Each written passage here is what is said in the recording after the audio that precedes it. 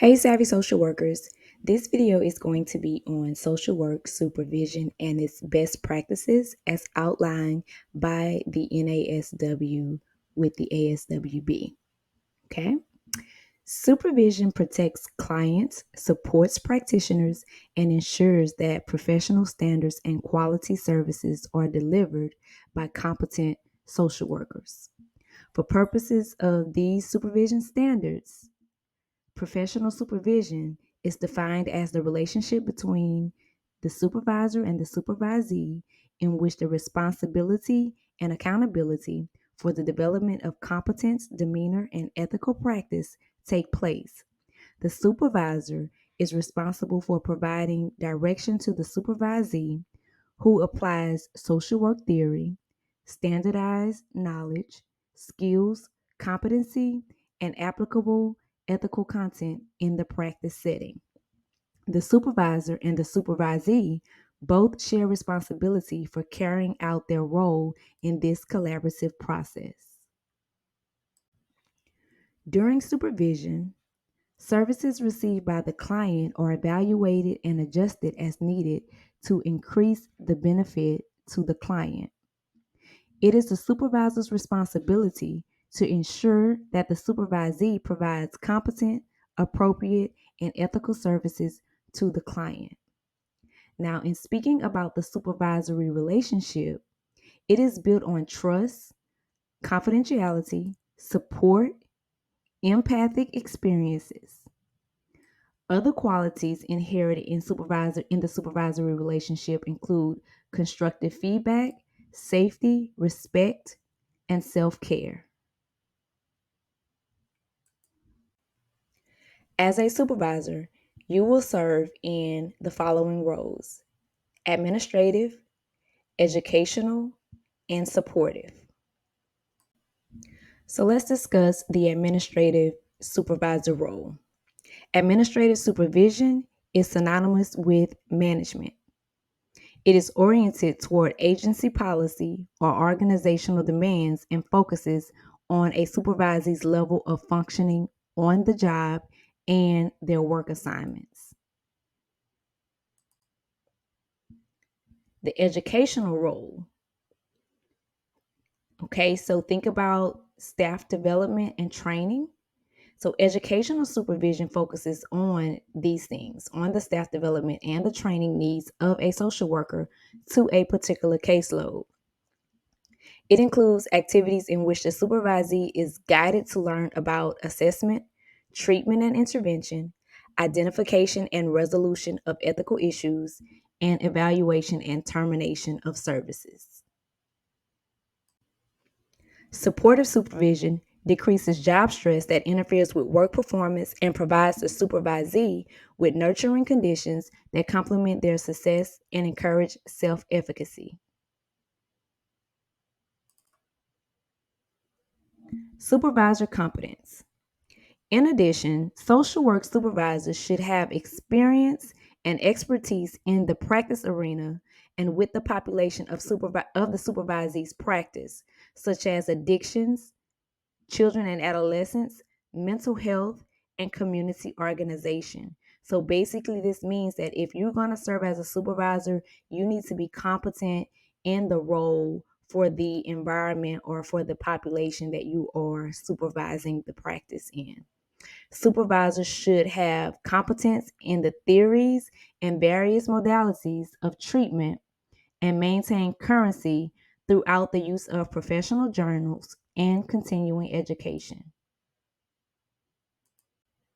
Supervisors should also be aware of growth and development in social work practice and be able to implement evidence-based practice into the supervisory process. Supervisors should also be aware of their limitations and operate within the scope of their competence. When specialty practice areas are unfamiliar, supervisors should obtain assistance or refer supervisees to an appropriate source for consultation in the desired area. Now let's talk about interdisciplinary supervision.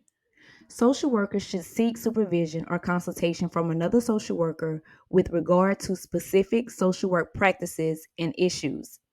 Similarly, a social worker providing supervision to a member of another discipline should refer that supervisee to a member of her or his own profession for practice specific supervision or consultation. So there may be times where a social worker is being supervised possibly by an LPC, or the social work supervisor can be supervising an LPC. So whenever these specific ethical issues arise, it is best practice to seek consultation from another social worker versus that LPC, because we have to be guided by our ethical guidelines.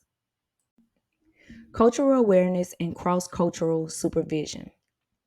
Social work supervisors should adhere to the NASW standards for cultural competence in social work practice and have specialized knowledge and understanding about the culture of the client population served by the supervisee.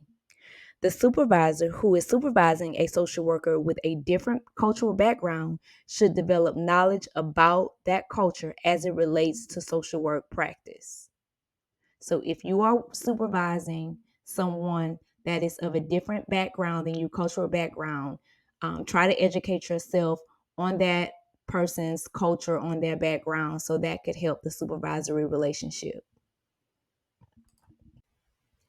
Dual supervision. In circumstances in which a supervisee is being administratively or clinically supervised simultaneously by more than one person, it is best practice to have a contractual agreement or memorandum of understanding delineating the role of each supervisor, including parameters of the relationships, information sharing, priorities, and how conflicts will be resolved. If no agreement exists, the immediate employment supervisor may have the final say.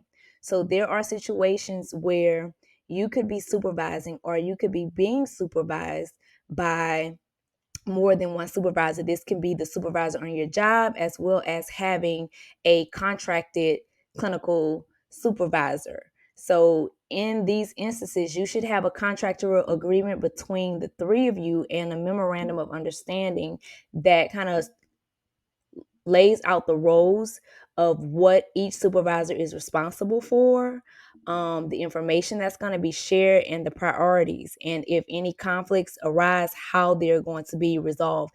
This should all be put in writing ahead of time. And remember that if you don't have anything in writing, then the precedence may go to the supervisor at your place of employment over anyone else. Confidentiality.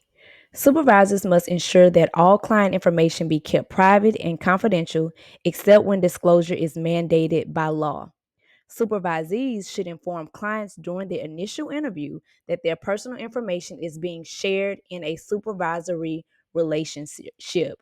So we have, as supervisors, have to keep client information confidential as we would as if it was our own clients, but the supervisees also have to disclose initially that details of their case is going to be being staffed or shared with the supervisor because they are in supervision.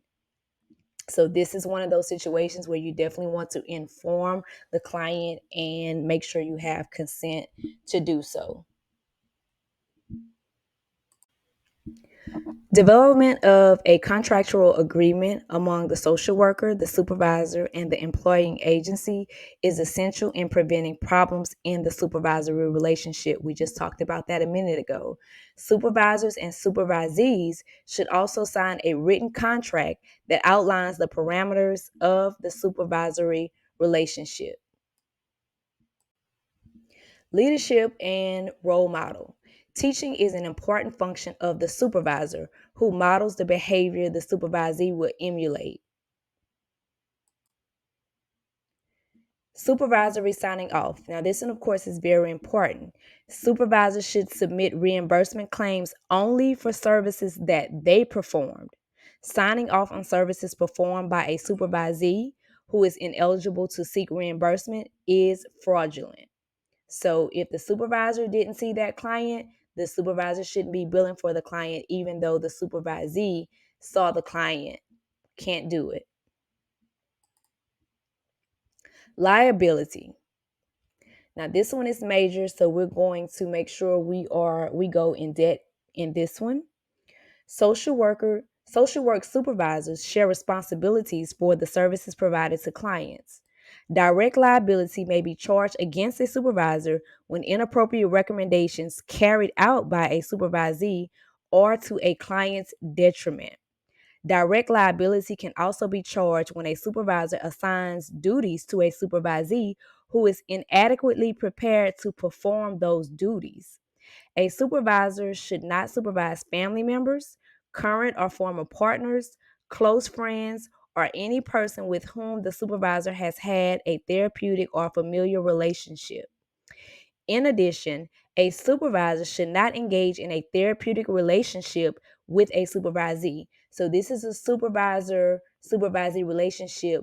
There should be no therapy taking place in these sessions. Supervisors and their supervisees should discuss possible consequences as well as costs and benefits of certain actions. They should explore what actions best achieve fairness, justice, and respect for others. Make a decision about the actions to be taken and evaluate them after their implementation.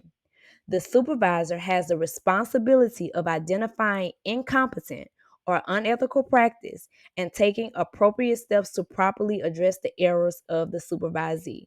That is what the supervisor is there for. Let's talk documentations, everyone's favorite thing. Documentation is an important legal tool that verifies the provision of services. Supervisors should assist supervisees in learning how to properly document client services performed. Regularly review their documentation and hold them to high standards. So that means making sure that they understand the importance of getting their documentation done um, in a timely fashion, as well as making sure that they're using good grammar and all those things. This falls under the role of the supervisor. Each supervisory session should be documented separately by the supervisor and the supervisee. So whenever you are going to see your supervisor, or whenever the supervisor, if you're the supervisor seeing the supervisee, each one of you have to keep your own record of that session. Documentation for supervised sessions should be provided to the supervisee within a reasonable time after each session. So the supervisor is responsible for providing their documentation to the supervisee in a reasonable amount of time after that session has commenced. Now, here you see some ethical issues that are noted from the Code of Ethics. I won't read into it too much. You can see it, you can pause it and look at it, but this is directly from the Code of Ethics in Section 3, where it is saying social workers who provide supervision or consultation should have the necessary knowledge and skill, which we already kind of discussed that as well. As well as be responsible for setting clear, appropriate, and culturally sensitive boundaries and things of that nature. So again, this is directly from the Code of Ethics. This slide as well would be for you to understand specifically from the Code of Ethics, some ethical issues regarding supervision. This is one again that we've already mentioned. Social workers should not engage in any dual or multiple relationships with supervisees in which there's a risk of exploitation or potential harm to the supervisee. Okay. Social workers, remember that we should, if you're a supervisor, you should also evaluate your supervisee's performance in a way that is fair and respectful. So just because you may not like them or they may not be your favorite or whatever the case, you still have to evaluate them fairly, or vice versa. Just because this person has gained favor with you, you don't want to give them any special treatment or any special evaluations. You want to make sure that you are doing that fairly. Now, when it comes to self-care, supervisors should provide resources to help supervisees demonstrating symptoms of job stress and make outside referrals as necessary. So it is the role of the supervisor to help the supervisee maintain self-care to help decrease job stress, burnout, fatigue, compassion fatigue, all those things. Boundaries. This is another big one. Becoming involved in a romantic or familiar relationship with a supervisee is an ethical violation. I think this is about the third time that it has mentioned this, and it should be strictly avoided because it creates marked role conflict that can fatally undermine the supervisory relationship.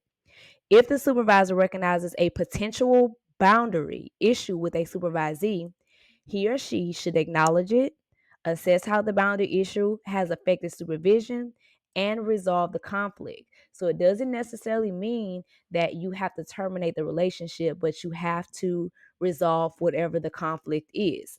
Other ethical considerations include a supervisor should always focus on the goals of supervision and the nature of the supervisory relationship and avoid providing psychotherapy services to the supervisee. So it doesn't matter what the supervisee is going through, supervisors are not allowed to provide therapy. You can support them in a supportive role when it comes to what is affecting their job performance or anything on the job, but when it comes to personal issues, you are not their personal therapist.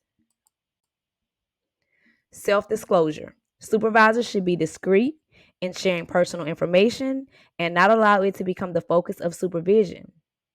Okay, so we're not going to be having girl talk. When personal information is disclosed, it should be brief and support the goals of supervision. Termination. Termination occurs when the supervisor or the supervisee leaves the organization or is promoted or when the supervisee obtains licensure. It may also occur when the goals are achieved in the agreement between the supervisor and the supervisee. Okay, guys, so this was just a little brief extraction from the NASW best practice and standards book that comes from the NASW that is in lieu with the ASWB. So I tried to go through it and pick what was the most common, what was the most important things from that to condense it for you so that you don't have to read all 40 pages of it. These are the most important things that I was able to pull out. Hopefully this will save you some time. My recommendation is that you play this video a couple of times and let these notions get, sink within your mind so that when you have questions on the actual ASWB exam regarding supervision, you know the different roles, the do's, the don'ts, and all of those things when it comes to supervision. Again, I hope this video was helpful. I hope that it serves the purpose of which it is intended. Here's the resource again where I received the information. And let's continue to get those passes the savvy way. If you are not subscribed to the channel and you're watching this video, it takes less than a second just to hit that subscribe button so I can continue to provide you free content. Again, thank you for being here.